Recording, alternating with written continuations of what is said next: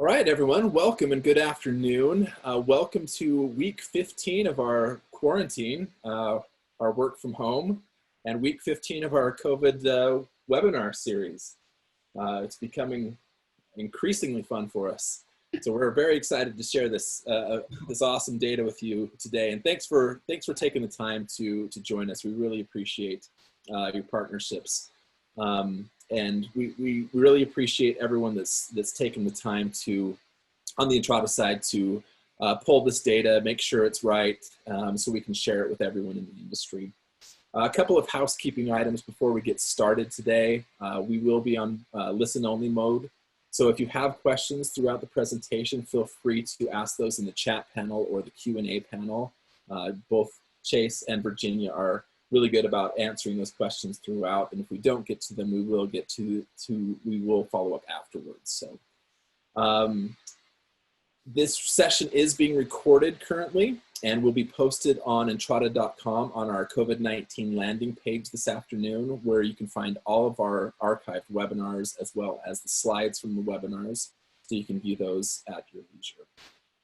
Again, thanks everyone for joining us again today, and I will turn the time over to Virginia to kick us off. Thanks, Kobe. Again, week 15, hard to imagine, but here we are. And it's kind of a crazy week this past week or two, because we saw these offices reopening, some of the markets, things were getting back to normal. I've talked to lots and lots of clients and industry folks about their plans and how they were able to get their teams back in place.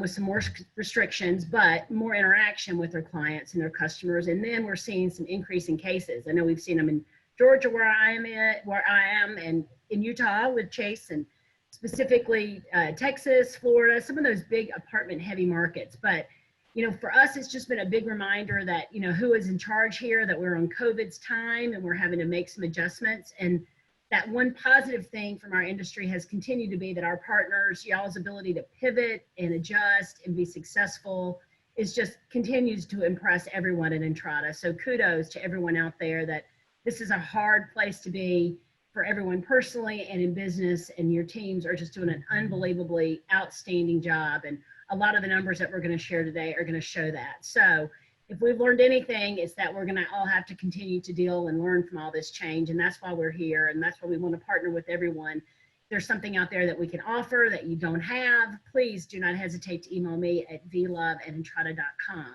But we know that you're on the call because you want to see what's going on with rents and occupancy. So with that, let's get going. I'm going to pass the slides off to our COO and President, Chase Harrington. How's it going, Chase? Good, Virginia. How are you? I'm good. Let's do this. I know. This is, we've gotten into the groove of this. Hopefully you guys aren't getting sick of us. This has been super fun for us to be able to go through all of this data, really start digging in, finding new stats. We have some new ones we're going to start tracking. They aren't in this one, but they will be in future ones. We're really trying to get to some of that detail that you guys have been looking for to make better business decisions and really augment what you're already doing to know what's going on nationally, regionally, and what some of these trends are. So of course, you know, starting with our disclaimer, we're doing our best to get this data as fast and as accurate as possible for you guys. But we'll jump in. We're going to start with a couple of the stats that were some of the most requested that weren't being presented before, we have for the last few, but we'll start here with occupancy. So for student housing, we're not really seeing a huge difference of what we would expect to be seeing from the trend, right? If you're looking at month over month and year over year, really these are nominal changes. I wouldn't even attribute a lot of this to COVID. This is just the natural cycle that we're seeing with student properties. We're in that stage that people are moving out, and this is to be expected. The positive news is there isn't a change, right? We're seeing what we would expect to be seeing here. And there isn't much, you know, anomalies going on, which is always good news in these times to be able to say that. Same thing with conventional. We'll get a little bit more into some of the nuance of this. From an actual occupancy perspective, we're relatively flat, which I think we'll all take right now, right? Keeping occupancy is a good thing. You're continuing to get rent, which we'll talk about. So from this just high level perspective, positive and I think what we'd want to see. But now when we get into renewals and month to month, it's a little bit of a different story. For student housing, pre-lease percentage by state, we're continuing to see this number grow. 66% nationally, almost 67% pre-lease nationally. Every 2 weeks when we're pulling this number, we're seeing it growing. 40% of those pre-leases were renewals. We're seeing strong growth here. So you can see by state what their pre-leases are. The interesting part is the states where you're seeing more information come out, we're seeing an impact on the pre-lease, and as we get into leads, you're going to see this present itself as well, that more people are expressing interest in moving as states have made some announcements about their universities and what their plans are. People are feeling more comfortable with it. As we look at conventional on renewals, this is the number that's getting concerning, right? We went from 53 to 44% in a month. Now, granted, this is just June through today, or through the 21st, right? And so we still have another, 13 days? 13 days, yeah. And that last week of the month has been our hero for the last 3 months. Yeah, so we're going to be watching this number. We really hope to see that come back up to that 53, 54%. But this is a big number, right? This is one to really be watching. There's a lot of exposure here, specifically as we get to month, and we look at this month number, we see it climbing. And so we're seeing the renewals down, people moving to month. That's creating some exposure there. A 44% increase year over year, right? I mean, that's nothing to balk at. That's definitely an increase in your month to months, especially in this prime leasing season when you'd rather have those units to be leased than the unknown of when are they going to, and you have that exposure come winter. What are your thoughts there, Virginia? No, I agree. And I think the takeaway here for me as a previous operator is the accommodations of making it available for people to stay shelter in place where they were, but then those continue to grow every month. If you're adding 1 or 2 onto your availability every month, all of a sudden that's going to stack up. So definitely something to continue to watch. And my advice would be to continue to communicate with those month-to-month folks and finding out, are you sure? Why don't you get on the lease for 6 months? You've already been here for 3 more months. We're starting to see the cases pick up, and maybe put a little bit, not pressure, but just try to get some answers out of them and close that gap. Also, I think it's important with this month-to-month and renewals, don't forget about lease expiration management as well, right? When are those leases going to be expiring? We've kind of thrown off this normal leasing cycle, and we want to make sure we don't have a bunch expiring at the wrong time or in the wrong season. So a couple of things to really be watching, paying attention, and managing to there. So rent payments, the big one everyone loves seeing, and kind of where this all started. So we'll look at rent paid. Again, this is through the 20th of this month. So student properties are at 90.8% of units have made a payment. Conventional are at 93.3 or 93.4% have made a payment. As we look at this at year over year, conventional, I mean, you look month over month and year over year, there's virtually no change, right? We're looking at 0.1% change. Up or down, looking at month over month, year over year, which is fantastic, right? I think we'll all take this. This is performing far better than expected, but we'll have some conversations about that because come July and August, we're really going to be watching this with the end of a lot of the stimulus that's out there. Yeah. Student, a little bit more impacted, right? We're both down by about 1% from May and 3% year over year. So there's definitely a little bit more of an impact. But I would still say that this is outperforming what anyone had anticipated or expected. Now that is units that made a payment. Now we're looking at the actual rent billed versus collected. So really getting to a total delinquency of what's outstanding. So student had almost 7% still outstanding, while conventional had about almost 9% still outstanding. When we look at it year over year, month over month, again, student actually appears as doing pretty well here. Even though the rent payments are less, the outstanding rent is really not too far off. And conventional, again, really right in that range. A little bit higher than last month, but still 1% year over year, considering the conditions. I mean, I take it. What about you, Virginia? All day long. I think it's surprising. So. So here are the percent for student. Here's the percent of units paid by state. Really nothing surprising, right? The normal trends we've been seeing, very consistent, very few states in the 80%, most in the 90s. We still have another 13 days for June rent payments to come in that will be recorded. We'll report on that in the next webinar once we have month end and rent week of July. Uncollected rent for student. You can see some of the markets more impacted. It looks like, Florida is a little bit higher, and you're seeing some of these markets, but all in all, pretty good across the nation there. Conventional, same thing. I mean, if you're looking at this, we see what, 1, 2, 3, 4 states in the 80s and high 80s, while the rest of the nation already in the 90s. Texas performing pretty strong right there at the average where they had lagged behind. New York, 90.4%. California, 94%. We're seeing really strong numbers here. Nevada, not surprising, 86.1%. We're hoping to see this change. I don't know if you guys noticed or saw, some of those hotels did open. So we're hoping to see some job growth. And that may help bolster this specifically going into July with that stimulus going out. Arkansas, a little bit of an oddball and surprise to me, I'd say. Lower there, not quite sure what's going on, but again, the nation as a whole, pretty strong performance here. Uncollected rent for June, we're seeing, strong performance here. California, Texas, Florida, New York, no surprise, the largest with that.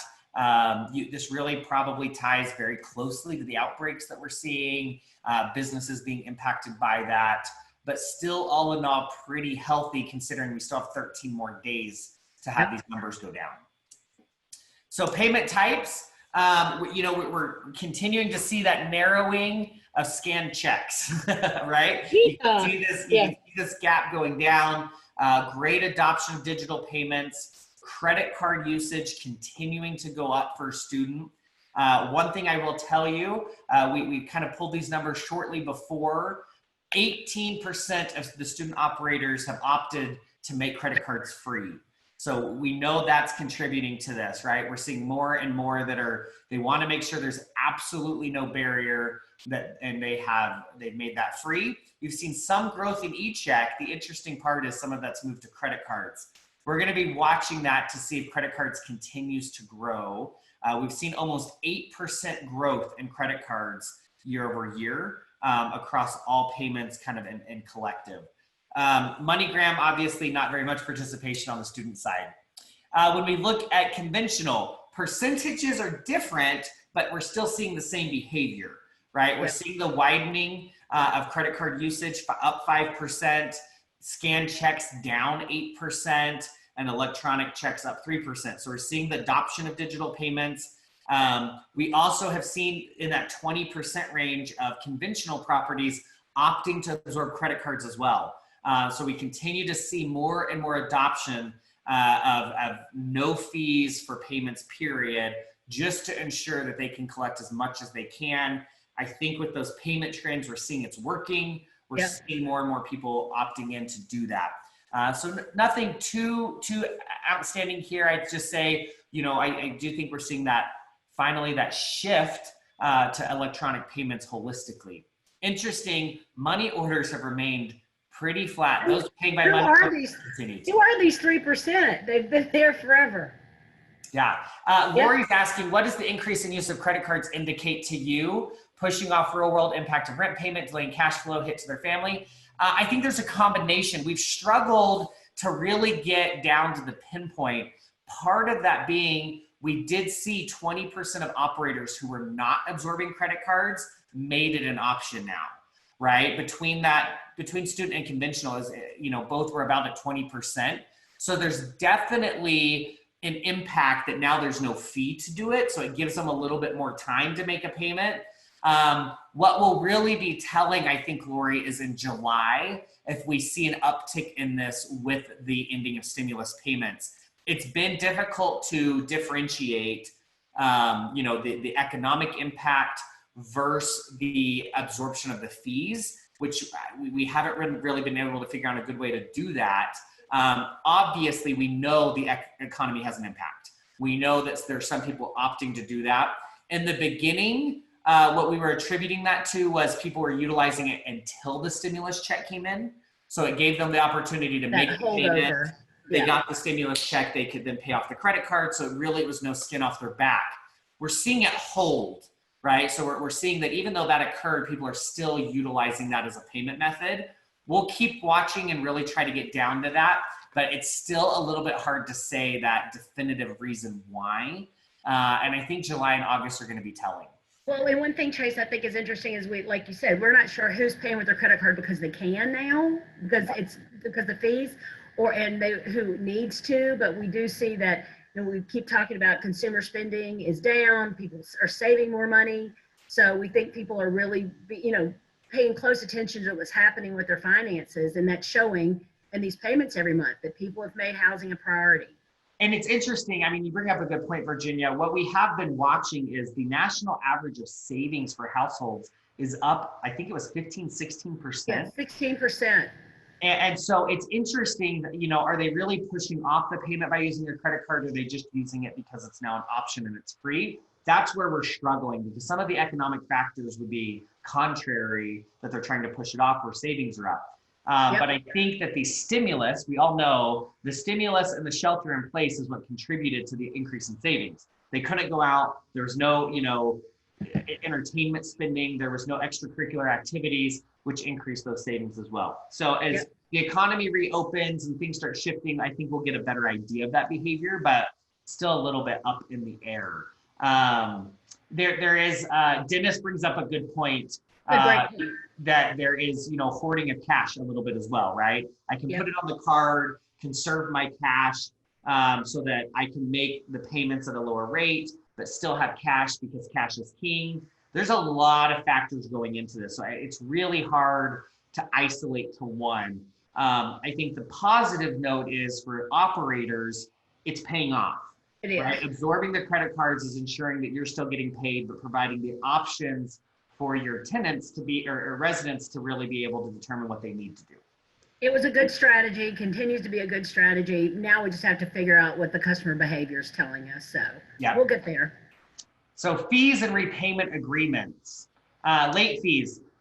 Interesting trend here a little bit on student, where we saw, an increase in the late fees posted this month over last month. Not too big. Still far down, right? There's still a ton that are just opting to not post them, but we are seeing that there are some that are starting to come out and now post it. I would attribute that a little bit to a lot of the evictions, and those policies are starting to expire. So I would assume we're going to see this start to curve back up to a normal level again. Late fees waived, really not taking a ton of stock in this until the end of the month. Most of you are not opting to waive those until the end of the month. So they are down quite a bit month over month. I would suspect over the next 7 to 13 days, we're going to see this jump back up towards that 96% that we see waived. Here's percent change in late fees month over month for student properties. Again, you're seeing some of these states gain as they reopen. The eviction policy starting to change there. Conventional properties. Same things, month over month, late fees posted, you're even further down. So you haven't started curving back up. I think people have started opting instead of waiving them. We're just not going to post them. So we're seeing some of that shift from the waived to posted. Same thing on the waived side. It's still down, but I think at the end of the month, we'll see this jump back up as you guys go through your month end close. We'll see more of those waived. This wage fee is higher at this point in the month than it was last month.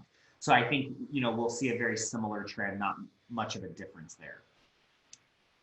Here's the percent change for conventional properties across the US, a little starkly different, right, than the student side, but really not too much of a change there. Repayment agreements, this is interesting. So we are seeing on student properties, one thing I think that's to be a critical point here for everyone to understand in interpreting this data. This is new repayment agreements created in the month. This is not total aggregate of how many are active, but it's how many have been created this month. So we saw, a pretty big jump in April where everyone, started offering that. And then we've seen it start to trail down. I think with student, there's there's a huge combination of effects, right? Their payment agreements are ending anyways, right? They only have another month or two. But pretty surprising, there's still 700 created in June so far, even though they probably only have another month on the lease. So you guys have been working with them to ensure that, and I think that's attributing to the collection levels as well. Conventional, still higher than student. We saw 984 in June, but what I would say is we saw kind of this downward, right? April spike. Everyone kind of out of reaction started creating them. The interesting thing that I will say, maybe we can pull this for future months, is we saw a lot of people take it and then pay them off or jump off of it, but it was kind of their safety net. So just in case, but then they were able to pay. That's good. Yeah, exactly. And we've seen the downward trend of it, which I think is positive.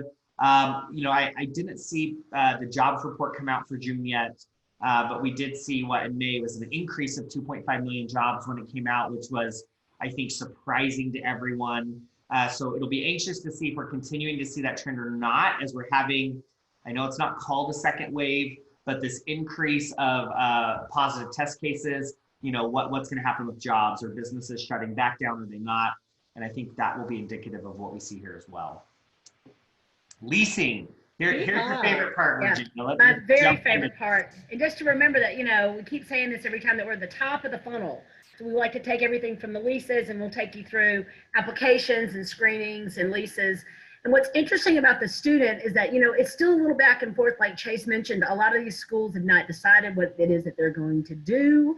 I've talked to a couple of student operators this morning, and they keep telling me that, they thought everybody was going to be kind of all in of what the plan is. And now they're seeing two schools in the same market do two different things. So a lot of that's going to shift how this information is going to look. Leads, though, are up.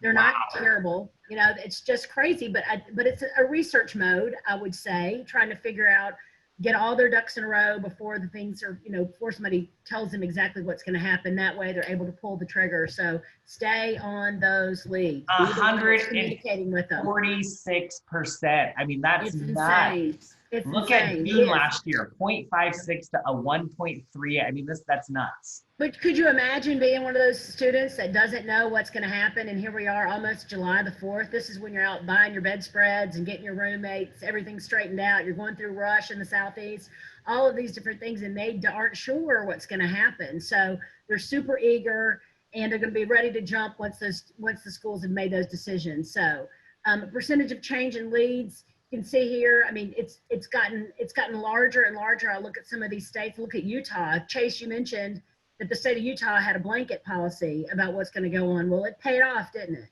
Yeah. So we certainly would love for these other states to get there. And you're seeing where the states are starting to make announcements, you're seeing the leads jump, right? Because people know what's going to happen. They know what they need to do. I think the interesting thing for student properties is, even in some of these states where they're announcing a hybrid approach, the students still want student life. They do. And their families still going. Yeah, their parents do too. Overwhelmingly, we hear that from our student clients, that the parents want them to have that college experience. And I think the other thing to recognize is that they're going to start earlier, end earlier, do a lot of finals remotely this year. So they're trying to make ways to accommodate both the health, the cleanliness concerns, and that balance of having them have a real college life. Hopefully, football season, all of these things that we associate with the fall in the United States. So we're going to slowly see what happens. So it's going to be interesting. The new leads per unit that for conventional, again, a small tick down from May, but let's remember, again, within that last 13 days, one of the things that I wrote down when I looked at the slide this morning was, when you combined the end of the month with a holiday weekend, I know when I would lease apartments, or in my previous life as a marketing person, that is a hot time, because people that are interested are really going to look, and they're going to be serious lookers. Those that are like, I've got some time, it's 4th of July coming up, I really don't want to have to deal with it. I'll get to that at the end of, later in a couple of weeks. Make sure your teams are focused on those leads. People like to be sold. They want to be reminded. They like to be followed up with. Ask for the lease. Don't be afraid. Don't take all this pandemic and go, oh, I need to be soft and sensitive. Now is the time to get down to brass tacks and really ask people to, to lease the apartment. But that number, that year to year, is up 25%. That is amazing. Is amazing. Yes, amazing. Somebody asked Virginia, what is the definition of a lead? These are new guest cards created. Brand new, yes. So not repeats, not doubles. Yes, new leads to the table. So that is a huge, huge number. So, and one thing that Chase said earlier when we were going over the data is the leads are back, leads are back, leads are back, leads are back. And as I talked to the ILS partners that we all have, I mean, they're seeing the same thing. Again, top end of the funnel, got to keep that in mind. So going through the funnel a little bit, I mean, we'll look at the map for conventional, I think next. Yep, map for conventional, you're able to see where we're starting to get less in the red, more in that neutral. We'll be seeing more green as the weeks progress. So that's going to be good. That percentage change in leads, they're getting up there. But then we get to the applications. Again, applications for student, kind of flat year over year. We're right where we were. So that's not a terrible, terrible thing to report. Again, that uncertainty, we're not surprised by this. We'll be able to see as the time goes, if they're going to get closer to when school starts, we're going to have to make a decision. Well, Virginia, we're flat month over month, but we're up year over year. Year over year. Yeah, that was the next thing. But and that's definitely something to celebrate, right? That percentage of change in new leases that started per unit, again, more and more positive. Look at California, Florida. I mean, things are looking better across the country. It's interesting knowing, the Cal State in California announced that everything was going to be virtual. Yeah, like 28 schools, something like that. We're still seeing this increase in applications. Again, I think there's a demand for that student life. They still want to be there. They want to be with their friends. Yeah, they'll take the virtual class there at a lovely student apartment instead of taking it at home, wherever home is. So the new applications per unit, down a little teeny tiny bit from May, but again, those last 13 days of the month have been our big storyteller. So we certainly anticipate beating that number. Yeah, I think year over year, we're going to be up when June ends, right? We still have 13 days for applications. Like you said, kind of coming up to the holiday. So we probably will outperform last year conventionally for applications, which is fantastic. And I want to reiterate this point. This is where you've got to manage those month to months. Because you've got units that you don't know, you're going to have exposure. You need to be working with those residents because you've got this opportunity with demand and you don't want to miss it and have all these units come up and then your lead funnel's dry. Yeah, and now to look at your availability and see where you can put some pressure on those month to months and to be able to say, listen, we need to get you on a lease. You're obviously like it, you want to stay, you're not making any other changes. But if it's a unit that you can get out on the market, I mean, that's business, right? We're all playing a great big live game of Monopoly. That's what this is. So looking at the, where are we now? Oh, percentage change in new applications started per unit for student. We took a look at that and we can see there that across the country, we're getting out of those deep numbers that we were in before. Things are getting smaller. I look at Texas as a great indicator of what's going on because there's so many, not only just apartments, but also students. So we're getting there. Resident screenings, again, top end of the funnel. When we're taking a look at the resident screenings per unit and we're looking at student, we're about flat. We're a little bit down month over month and year over year, but this is back to that distraction of where they are and not really having a lot of, say in what's going on with the situation. It'll get better. And I think we'll end up better for the month and for the year here in the next 13 days. Again, percentage of change in screenings, California, Nevada looks pretty strong. And, we're conventional, they're pretty weak. So all of those things being said, conventional here, though, here's the story. Month over month, year over year, down a little bit. But, you got to remember that this is the top end of the funnel. And while the demand is up, the leads are there. You've got to stay on them through that application process and through that screening process. We've said this for the past 4 calls, is that we're seeing a drop off when it starts to get to filling out the application, the screening. Have your teams hold their hands, take them through it. They've gone through the whole process of finding you, touring virtually, maybe leasing sight unseen, filling out the application. They just need someone to constantly remind them of the next steps and how easy it's going to be to get them approved and to get them moved in. And remember, this is just through the 21st. So we're going to see this number go up. And I think we talked about this early on, right? I mean, look at March, April, right? We kind of pushed the leasing cycle out. And I think we're seeing, you know, that funnel filled up late, where we normally saw that funnel fill earlier in the leasing season. We're seeing it fill later. So some of these numbers are delayed just because we pushed that out.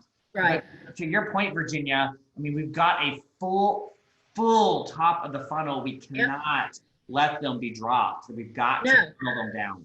Well, and again, to the point about a holiday weekend too. I mean, this is when things happen. People are taking a look at the 4th of July. They're probably looking at their calendar like we all are going, I can't believe we've been doing this long. Get those leads in, take them through the process. That would be great. Taking a look at the leads generated per unit and the leads approved per unit for student. You know, the leases generated are up month over month, year over year, and the leases approved are a little bit down. But that's to be expected because there's going to be a little bit of a holding period from the time someone selects the property to when they're assigned to that unit, right, Chase? And we know the student operators, you guys hold those leases to countersign, right? You get them generated, they sign them, and then you hold on to them. So that's not too surprising. I think we'll see those numbers jump as you start placing them in units and rooms and beds and counter signing them. And so I think having this leases generated up month over month and year over year is indicative of that pre-leasing number that we're seeing outperforming last year. You guys are on it. You look at June last year and where we were at, and we're outperforming. So I think that's fantastic. Hey, Dennis brings up a great point about, you know, all these students are betting on coming to college, you know, and they're using their parents' money. They don't want to miss out. So just staying right there on top of those leads, super, super duper important. The percentage change in leases generated per unit, again, we're getting more in the neutral and that green, away from that red that we started off with so many months ago. The percentage change in leases approved per unit, as the leads come in and as they go through the application process and the screening process, then we'll start seeing this grow as well. So we're not really quite sure what's going on in Arkansas. We said that earlier, but we're going to dig in out of 106. Arkansas is leading the pack, man. That's great. A little bit all over the board. Looking at student now, I don't think anyone is conventional. I'm sorry, you're right. Sorry, looking at conventional, I don't think anybody is super surprised that lead generated per unit. We're down a little bit month over month, year over year, 28%. But again, that last week of the month for us, 13 days is a lot of time for us because we did this on the 20th. We've got some time to make up for this lost ground. I anticipate that we will be in line with where we were with May, if not a little bit above. Do you agree, Chase? Yeah, I think we even outperform year over year. Remember, when we get to, we'll show you that slide with the lease funnel. Remember, it only takes 3 or 4 for this number to jump pretty dramatically. And so I think that's critical to remember, and you'll see that. That's why we created that lease funnel, so you can kind of put some hard numbers to it to see how it swings these numbers quite a bit. But here's the math of the changes.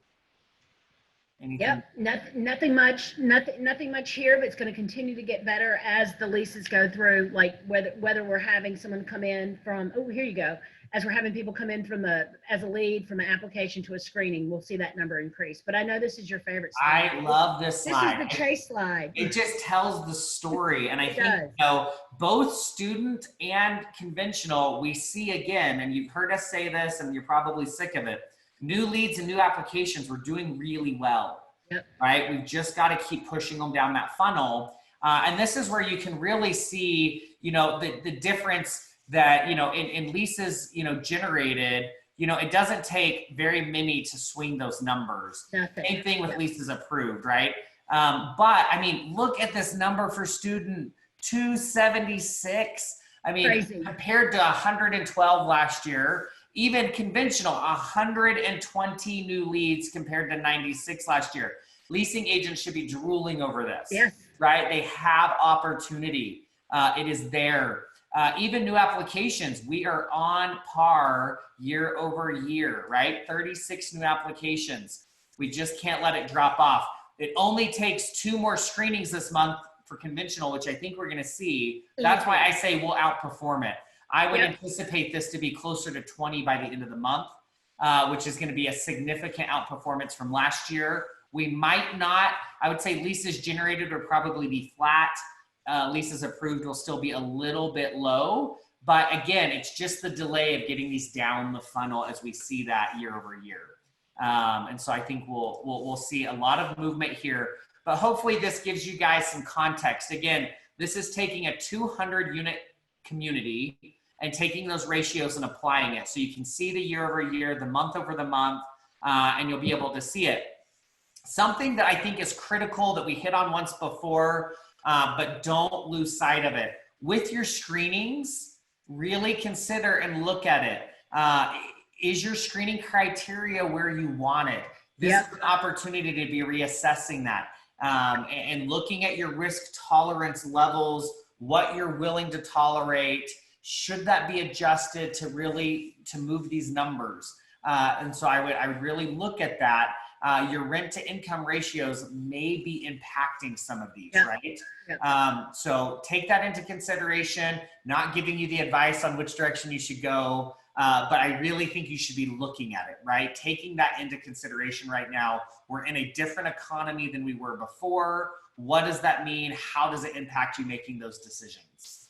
Well, we have a question that said, is there a higher rejection rate because of economic considerations, thus a lower net lease number? To your point, I mean, that's the whole point of this, is that we're trying to figure out, where can we make some corrections, whether it's, done with your screening process, or is there a certain amount of jobs being lost in a specific area, or I know we've talked a lot about like this migration that we're going to see. That there was a great article this past week in Wall Street Journal about it. If I can work anywhere, why do I live where I live? And people questioning, why am I in New York City, San Francisco, Los Angeles, where it's so expensive? I can move to Nashville, Austin, Salt Lake City, and have a great quality of life, more room, pay less rent. And a lot of that is happening. So I think all of these things in the next, I hate to say it, hopefully this time next year, we're able to really paint a great picture and say, this is what exactly happened. Yes. But it's all just taking a little bit of time to figure out, what everybody is doing. But it'll really be interesting to take those occupancy levels regionally year over year.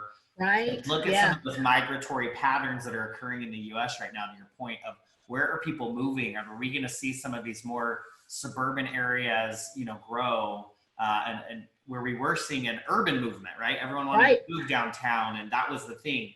I still think it's up in the air, right? There's still too many factors going on, but I definitely think people are considering it. And so to your point, in a year. Well, and just talking to clients and folks in the industry, I have a friend that's a realtor, and he's helping a client get into a house, but they want to be in an apartment for like 4 or 6 months for a 3-bedroom, and they have a very large budget for downtown Atlanta. And I called a couple of folks, and they're like, please bring them here. Like, there's just certain leads that are just not out there right now. And that's the sort of thing we're seeing folks go from larger apartments to smaller apartments, or like in 2008, they're going from a 1-bedroom into a 2-bedroom because they're going to have a roommate situation. There's going to be a lot of that going on.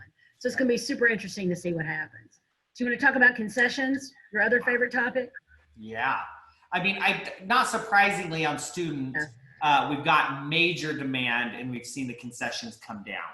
I think that there was a gut reaction, in April and May, where we saw those go up. Leads were down, applications were down. What's pre-leasing going to look like? What's the future look like? We're seeing those drop pretty starkly for student, and fits right in line with demand, right? With the number of leads we're seeing.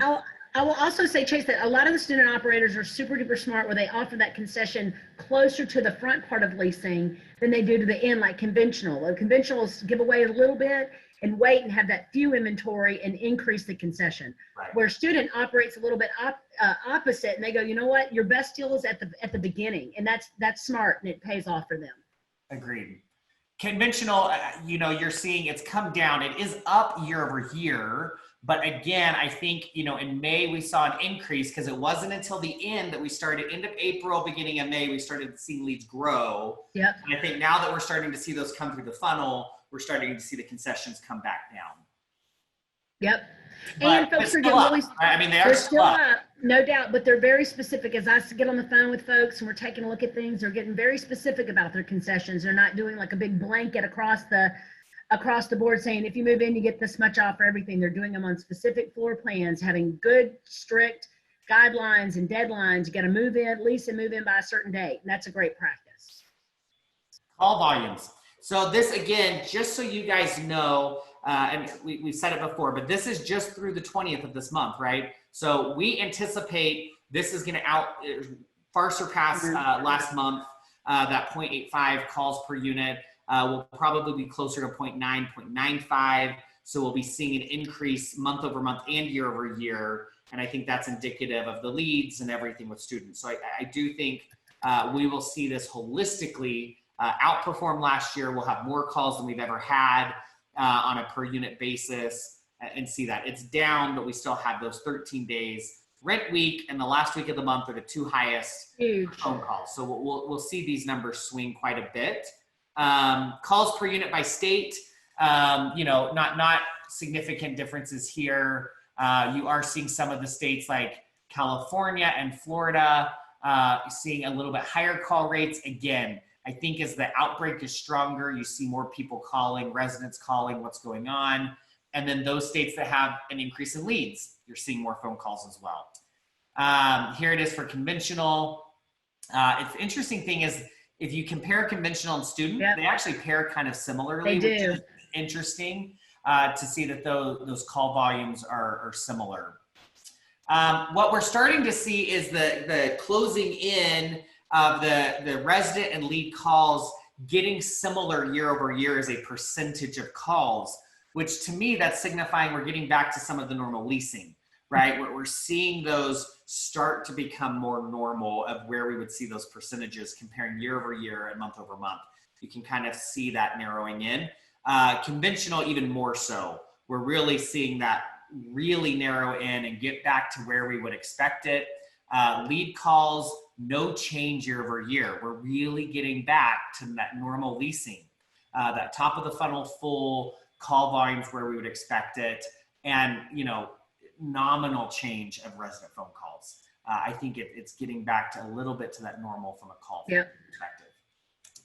And just some operation things that we've been tracking. We tracked maintenance requests per unit, student, no surprise here. We're about the same where we were last month, down a little bit month to month, down year to year.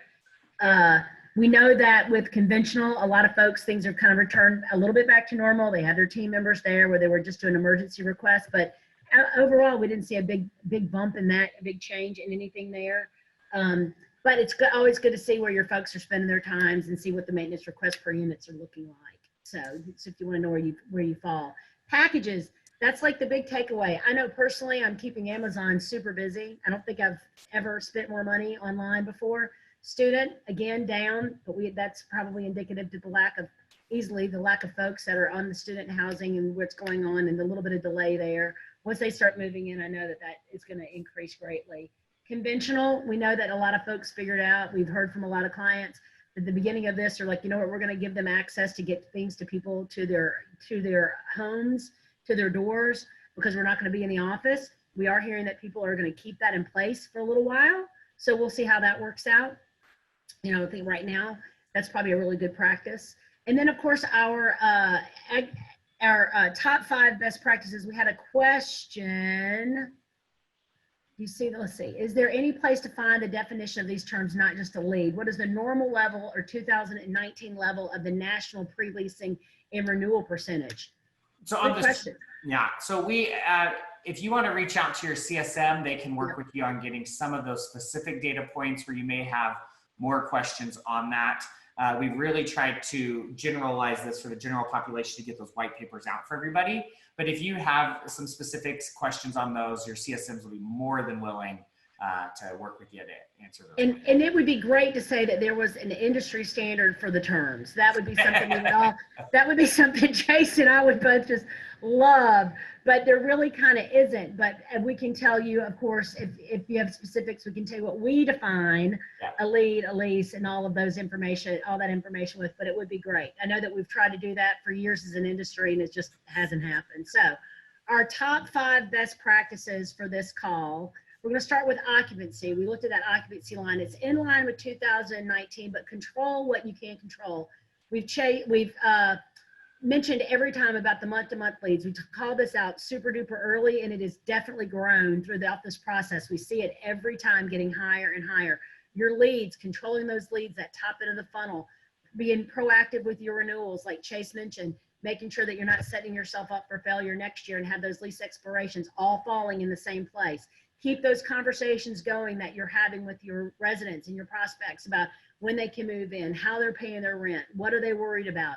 All of those things. Control what you can't control, because there's plenty out there that you can't. The renewals, again, to remarket your community to your residents and your prospects. Be the anchor in your neighborhood. Yeah. Make sure everyone knows on social media, in your engagement, what you're doing, how you're doing it, how you're keeping your residents happy during this time. Check that reputation management. Make sure folks know that you are the place to be in your neighborhood, and that's going to pay off for you in your renewals. Absolutely. Yeah, the third one, student housing. I talked to my friend Sandra Barfield from Peak Campus before this call, and we were just talking about all the different shifts in student housing. Like they're shifting the schedules, like we said before. They're going to start early, they're going to end early, they're going to do the finals remotely. They've not made any decisions if they're going to allow single occupancy or double occupancy in the dorm rooms. If they allow single, that's good for everybody. That's good for student, that's good for conventional, because there's going to be more people in those college areas. Those towns are going to need a place to live. So, but there's no like blanket agreement of what everyone is doing. It's all just unfolding day by day. And I know that she and our other student partners are in close communications with the individual administration, with the offices of the housing at these schools to find out what's happening. And you want to talk about a group of people that can pivot on a dime? Man, they are going like gangbusters, and they're able to make that business decision really quickly and make it to their favor. So I think keep watching that information. I think it's huge. And conventional, you say student housing, but conventional, be flexible, right? I think that 100%. that is the key here, in that we all have to be flexible right now. Yep. And with that, be available. Yeah. Right. In When my former life, and they need an answer, be there. Get it. In my former life, we used to say we don't have student housing, but we do have housing with students. It's all affecting everyone. But you're right. Get the answer. Communicate. That's all goes back to also being sort of the anchor in the community, in the neighborhood. Be the one that's able to answer all those questions. This is my favorite one, of course, being a marketer, is leads continue to grow, to utilize and try to communicate that message. We've talked about this at almost everything that we've talked about is about utilizing the system. Specials called out on the homepage. I see this every day when I'm on the phone with someone, with a client that wants to kind of go over some things, that they're not utilizing that space on the homepage of their website. They still say our beautiful apartments or something, where you can really utilize that to drive a point home. That limited availability, 2 bedrooms, have a special on 2 bedrooms, save up to 8 weeks off. Whatever, you can utilize that space to make some really good impact on those leads. Try to capture them. Make sure you have your chat in place. Make sure that your contact points for follow-up are in place, that your referral messages are in place for your contact points, and you're able to send those information out. All of these things that, websites are something that you have to feed like everything else to make them new and different. You control the message, and your website should be your number one source of new leads that you're getting to your property. So make sure all of those things are communicating what you have going on the property. It's not set it and forget it. I'm sorry, I talked over you, Chase. Oh, you're good. I was just saying, we covered this early on, but with contact points and the follow-up messaging, make sure that you've revisited that, right? Yes. One, the point at which you're contacting them, and the messaging. Yeah. Make sure it's relevant and you appear to know what's going on, as opposed to the contact point you were using 9 months ago and the message 9 months ago is not relevant anymore. So go in and update those and make sure that your templates and your messaging are relevant, so that they know that you're really reaching out, you care, you know what's going on, you're adapting and pivoting to the conditions. It will build confidence, so those leads want to live there. That's right. And not even like 9 months ago, even what you had in there 2 months ago now is irrelevant. Things have changed, but you're right. And you got to meet the customer where they are, and make sure that you are communicating everything that you have to offer up front. Don't let them dig for it. Don't make them dig for it. Put it out there in front.